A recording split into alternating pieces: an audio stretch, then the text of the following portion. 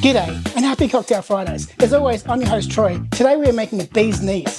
Oh no, not the bees! Not the bees! Ah! This simple recipe calls for gin, honey, and the juice of a lemon.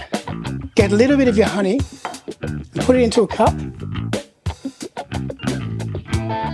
and add a little bit of hot water.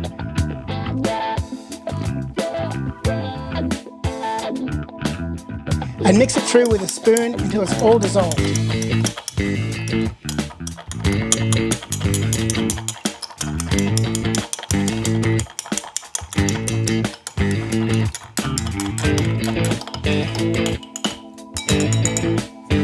Into a shaker, add 15 ml of your honey and water mixture,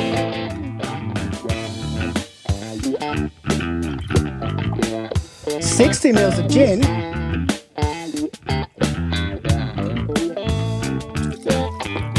and 30 ml of lemon juice. Add ice and shake.